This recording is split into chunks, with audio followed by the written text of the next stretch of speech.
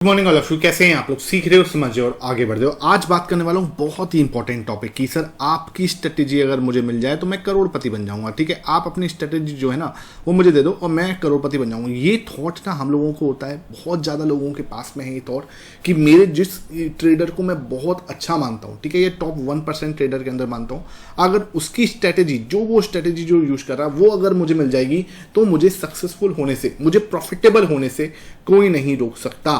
ठीक है, ये जो डाउट है, ये जो भ्रम है, वो आज आपका खत्म करता हूं। देखो एक बात समझना, ठीक है, सबसे पहले इसको मैं थोड़ा सा हटा रहा हूं, है ना, उसके ऊपर मैं, क्योंकि यहाँ पे आपको चार्ट के ऊपर भी लेके आऊंगा, समझाने की कोशिश करूंगा। देखो चक्कर क्या होता है ना, हम लोग ना ये सोचते हैं कि विराट कोहली है, ठीक है, विराट कोहली आप सब जानते हैं, बहुत बड़े क्रिकेटर है, ठीक है।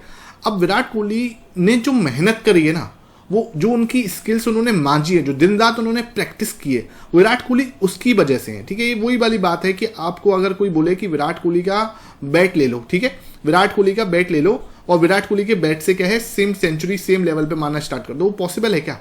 ठीक है, आप पूछो अपने आप से, क्या वो पॉसिबल है? नहीं है पॉसिबल, इट्स नॉट पॉसिबल। क्यों? क्योंकि विराट कोहली बैट से सिक्स नहीं मार रहा। ऑब्वियसली यार वो देखने पे ऐसा लग रहा है कि बैट से सिक्स मार रहा है, ठीक है, लेकिन भाई जो उसकी स्किल्स है ना, वो उस स्किल्स से जो है 50 100 मारता है, और जो चेस करता है वो अपनी स्किल्स की वजह से चेस करते हैं। वो ऐसा नहीं होता कि उनके पास में कुछ जादुई बैट है। ठीक है, इन चीज़ों को समझो मेरे भाई। ये जो स्ट्रेटेजी तुम्हारे दिमाग में घूम रहा है, ठीक है, अब इधर बैट की जगह पे स्ट्रेटेजी लगा दो, ठीक है, अब वापस से जो हमारी जो इक्वेशन बनी है इसको बनाते हैं, ठीक है, ये स्ट्रेटेजी है ना। यहाँ पे आपका जो भी एक टॉप 1% ट्रेडर जिसको भी आप मानते हो कि यार ये बेस्ट ट्रेडर, सपोज कुछ लोग मुझे मानते हैं क्या है, ये बंदा जो है वेरीफाइड पैनल डालता है, वेरीफाइड पैनल दिखाता है, ठीक है, अपना 2 साल का वेरीफाइड पैनल मैंने ओपनली डाल रखा है, अपने ट्विटर पर भी डाला हुआ है, इंस्टाग्राम पर भी डाला हुआ है, टेलीग्राम पर भी डाला हुआ है, यूट्यूब पर भी वीडियो डाली हुई है, आप जाके चेक कर सकते हो। तो ये चीज़ आपको लगती है कि यार अगर मैं टॉप 1% ट्रेडर में हूँ, या कोई भी आपको लगता है, ठीक है, चलो मुझे छोड़ो, कोई लोग होते हैं कि हाँ वो कोई पर्सन है XYZ, वो क्या है टॉप 1% ट्रेडर में है, तो भाई उनकी स्ट्रेटेजी अगर आपको मिल जाए, आप सोचो कि यार मुझे यार इनकी स्ट्रेटेजी मिल जाए ना, जो ये फॉलो कर रहे हैं सेम टू सेम मैं फॉलो करूंगा, तो क्या होगा, मैं भी क्या बन जाऊंगा, एक सक्सेसफुल ट्रेडर या प्रॉफिटेबल ट्रेडर बन जाऊंगा। मेरे भाई ये मिथ है और इस मिथ को दूर दूर से निकाल दो, क्योंकि क्या है, एक सक्सेसफुल ट्रेडर ऐसे नहीं बनता कि सिर्फ स्ट्रेटेजी, अगर स्ट्रेटेजी होती, सिर्फ स्ट्रेटेजी से काम होता, तो भाई वो एल्गो बन चुकी होती, ठीक है, समझो बात को, एल्गो बन चुकी होती, दुनिया भर के एल्गो फॉर्मेशन हो चुका होता, ठीक है, उस एल्गो फॉर्मेशन को सब लोग कॉपी करके पैसे छाप रहे होते, ठीक है, क्योंकि भाई देखो सिंपल सी बात है, अगर ऐसा कोई एक फिक्स सेटअप से पैसा बन रहा होता तो फिक्स सेटअप कब का कॉपी होके दुनिया भर के लोग उसको फॉलो कर रहे होते और दुनिया में कोई दूसरा काम नहीं कर रहा होता। देखो जिंदगी में हमेशा एक लॉजिक को अप्लाई करना, जो भी आपको लगे कि यार यहाँ पे पैसा बहुत इजीली बन रहा है, या कोई भी आपको प्रॉमिस करे कि यहाँ पे पैसा बहुत इजी बन जाएगा, ऑलवेज डाउट दैट प्रोसेस, ठीक है, हमेशा उसको डाउट करो, क्योंकि वो कभी लॉन्ग टर्म नहीं होगा, वो सिर्फ आपको फंसाने वाली चीज है। मैं भी अपने जब भी मैं आपको सिखाता हूँ, मेरे स्टूडेंट्स को मैं सिखाता हूँ, मैं बार बार बोलता हूँ ऐसा नहीं होगा कि आप ये 10 वीडियो देख लोगे आप सक्सेसफुल हो जाओगे, नहीं। इन 10 वीडियो के अंदर जो मैं सिखा रहा हूँ उसको जब तक आप प्रैक्टिस नहीं करोगे तब तक आपको कुछ नहीं मिलने वाला। यू हैव टू प्रैक्टिस, ठीक है, अदरवाइज क्या होगा, कुछ नहीं होने वाला। देखो अब क्या होता है सक्सेसफुल ट्रेडर के अंदर, उसके अंदर एलिमेंट क्या होते हैं, क्या क्या एलिमेंट होते हैं उसके, वो सबसे पहले डिसिप्लिन होता है, ठीक है, मैं आपको बोल रहा हूँ, मैं आपको ट्रस्ट कर रहा हूँ, समझो बात को, रिक्वेस्ट कर रहा हूँ, ठीक है, डिसिप्लिन होने के लिए आपको बहुत कुछ नहीं लगेगा, वहां पे आपको अल्ट्रा इंटेलिजेंट होने की जरूरत नहीं है, अल्ट्रा कुछ आपको पैसे खर्च करने की जरूरत नहीं है। डिसिप्लिन होना सिर्फ सिंपल सी बात है। डिसिप्लिन कैसे होते हैं, सिंपल सा फॉर्मूला बता रहा हूं, लिख लो इस जगह को, 100 ट्रेड फॉलो करनी है, 100 ट्रेड कोई भी सेटअप पे फॉलो करना है, ठीक है। कभी भी ये दिमाग मत बनाओ कि यार मुझे प्रॉफिटेबल होना है या मुझे इससे 1 लाख रुपए प्रॉफिट बनाना है, ठीक है। लोग क्या करते हैं, 1 लाख रुपए प्रॉफिट, इनका टारगेट क्या होता है, 1 लाख रुपए प्रॉफिट बनाना, ठीक है। टारगेट आपका सही होना चाहिए, ये आपका टारगेट नहीं होना चाहिए। टारगेट होना चाहिए कि मेरे जो आने वाली 100 ट्रेड है मैं अच्छे से फॉलो करूंगा, उसमें चाहे मुझे प्रॉफिट हो रहा है, चाहे मुझे लॉस हो रहा है, चाहे मैं ब्रेक इवन पे हूं, चाहे मुझे कुछ भी हो रहा है, I just follow my 100 trade, ठीक है। आप अगर उसको मतलब जो इस सेटअप इस तरीके से फॉलो करोगे, अपने आप आपका डिसिप्लिन जो है वो बिल्टअप होता जाएगा। दूसरी चीज क्या होती है, दूसरी चीज होती है सर डिसिप्लिन आप हो जाओगे, ठीक है, कोई दिक्कत नहीं है। दूसरी चीज होती है कि रिस्क मैनेजमेंट, ठीक है, आपका रिस्क मैनेजमेंट क्या है। देखो कई बार क्या होता है, मैं एक टाइम पे 3 लाख रुपए से ट्रेड करता था, ठीक है। उस समय पे मेरा रिस्क मैनेजमेंट अलग था, मैं बहुत ही अलग तरीके से और एग्रेसिव काम करता था। उस समय लीवरेज भी बहुत अच्छी होती थी और मार्केट में मैं लीवरेज के साथ काम करता था, ड्रॉडाउन भी बहुत बड़े बड़े आते थे, ठीक है। आज मेरे पास ऑलमोस्ट 1.5 सीआर के आसपास कैपिटल है, मैं बहुत मेहनत करा, उसके बाद उसको मैं वहां तक पहुंचाया, ठीक है। आज 1.5 सीआर के आसपास कैपिटल है। क्या मैं लीवरेज यूज करता हूँ? नेवर, कभी यूज नहीं करता मैं लीवरेज, तो अब वैसे भी मार्केट में है नहीं, कभी मैं यूज भी नहीं करता, ठीक है। क्या अब मेरा रिस्क मैनेजमेंट सेम है? नहीं सर, बिल्कुल भी सेम नहीं है, ठीक है। पहले यहाँ पे मैं क्या करता था, लगभग 1.5% के आसपास कैपिटल पर रिस्क लेता था। अब मेरा क्या है, ऑलमोस्ट मैं कोशिश करता हूँ कि 0.75 और 1% के अंदर अंदर, कई बार तो 0.5% के, जब मैं डे देख लेता हूँ कि कैसे प्रीमियम्स हैं, ठीक है, डे कैसा है, उस हिसाब से मैं अपना रिस्क जो है डिसाइड करता हूँ। तो तरीका ये होता है कि आप टाइम के साथ इवॉल्व होते हो, टाइम के साथ इंप्रूव होते हो, आपका वर्जन जो है वो बदलते रहते हैं। ये तरीका होता है मार्केट के अंदर ग्रो करने का, ठीक है। ऐसा नहीं होता कि आपने सोच लिया और आप वो चीज करना स्टार्ट हो जाओगे कल से, नहीं होता, ठीक है, वो चीज, ठीक है। हमें क्या करना है, हमेशा विराट कोहली वाली जो अप्रोच मैंने आपको बता रहा हूं कि ऐसे नहीं करना कि भाई विराट कोहली का बैट के अंदर कोई जादू है। नहीं सर, विराट कोहली के बैट के अंदर जादू नहीं है, उसकी स्किल्स है। ऐसे ही आपके जो टॉप 1% ट्रेडर जो कि आप जिसको मानते हो, उसने अपने टाइम के साथ अपने स्किल्स पे काम किया है और आप क्या चाह रहे हो कि जल्दी से प्रॉफिटेबल बन जाऊं, ठीक है। कोई शॉर्टकट नहीं होता मार्केट में, सिंपली बता रहा हूं, कोई शॉर्टकट काम नहीं करता मार्केट के अंदर, सारे शॉर्टकट फेल हो जाएंगे समय के साथ में, ठीक है। 100% वाली कोई स्ट्रेटेजी नहीं होती, ठीक है। तो ये मैंने दो आपको एलिमेंट समझाए, एक होता है रिस्क मैनेजमेंट, दूसरा होता है डिसिप्लिन। इन दोनों एलिमेंट को आपने अगर काम कर दिया, कभी आपको मार्क नहीं मिलेगी मार्केट में, ठीक है। अब आता हूँ कुछ चीजें आपको चार्ट पर भी समझाने की कोशिश करता हूँ, ठीक है। जब आप एक ट्रेडर बन जाते हो, ठीक है, एक प्रॉफिटेबल ट्रेडर बनते हो, वहां पे आपको चार्ट्स के अंदर भी चीजें दिखने लग जाती हैं, ठीक है। जैसे हम क्या करते हैं, दुनिया भर के चार्ट्स देखते हैं। मेरे पास क्या, मैं दिन में लगभग 100 चार्ट्स की प्रैक्टिस करता हूं, डेली करता हूं।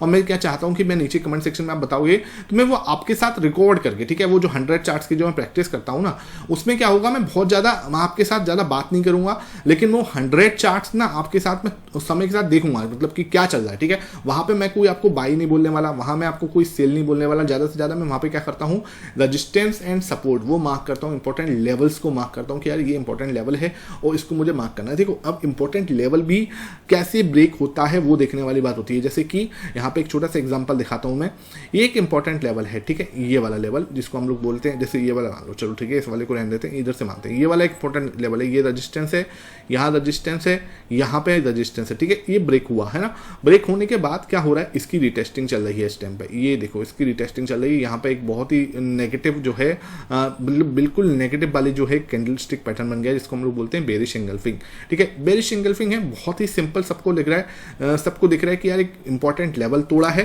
ठीक है, ब्रीच किया है उस लेवल को, और यहाँ पे क्या करा है, एक बेरिश एंगल्फिंग पैटर्न बनाया है। इसका मतलब कहीं ना कहीं मार्केट जो है वो नीचे आ सकती है। नो डाउट ऐसे मार्केट कुछ कर सकता है, इसमें कोई दो राय नहीं है, ठीक है। मार्केट है और ये ऐसे कुछ प्ले आउट कर सकता है आने वाले समय में, क्योंकि मार्केट के अंदर जो है आपको भी पता है वॉर जैसी सिचुएशन चल रही है ना।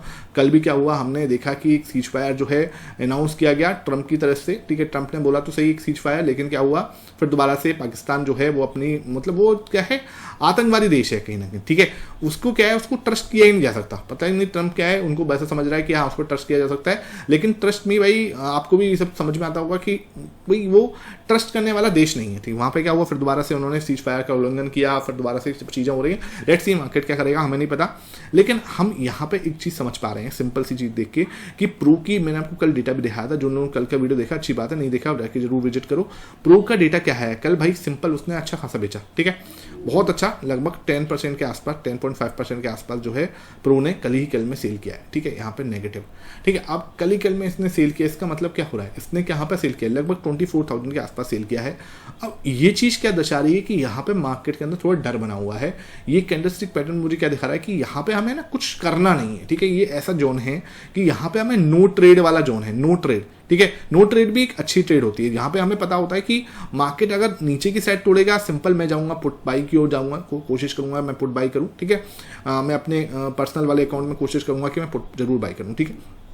इस जगह पे, ठीक है। मैं आपको कोई रिकमेंड नहीं करूंगा, ठीक है, मैं बहुत बार गलत होता हूं, आगे भी गलत हो सकता हूं, तो ध्यान रखना। अगर कोई ट्रेड वगैरह करोगे तो अपने फाइनेंशियल एडवाइजर से जरूर कंसल्ट कर लेना। लेकिन यहां से अगर ब्रेकडाउन होता है, I can go for the put, ठीक है। उसके बाद मार्केट कहां तक जा सकती है, जाने को यहाँ पे जा सकती है, नो डाउट, ठीक है।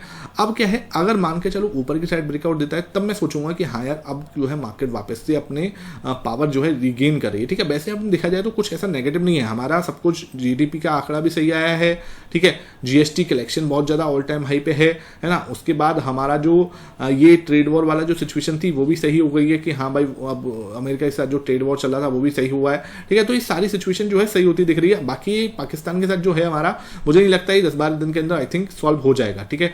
वैसे तो मोटा मोटा सब कुछ सॉल्व ही है, अब देखा जाए तो आगे ये सॉल्यूशन हो सकता है। तो अगर ये ग्रीन कैंडल बनाता है, इसका मतलब वी आर रेडी, ठीक है। ये एक छोटा सा रनिंग करेक्शन था और हम वापस जा रहे हैं किसकी साइड, 26,000 की साइड धीरे धीरे, ठीक है। और उसका एक अच्छा मूवमेंट यहाँ पे हम लोग देख सकते हैं। तो वो पॉसिबिलिटी बड़े आराम से हो सकती है, कहीं कोई टेंशन वाली बात नहीं है, ठीक है। बस देखो, आपको क्या करना होता है, यहाँ पे चार्ट्स को डिकोड करना होता है। कई बार ये जो सिचुएशन होती है ना, यहाँ पे हम कुछ भी फैसला लेना बेकार होगा, गलत होगा।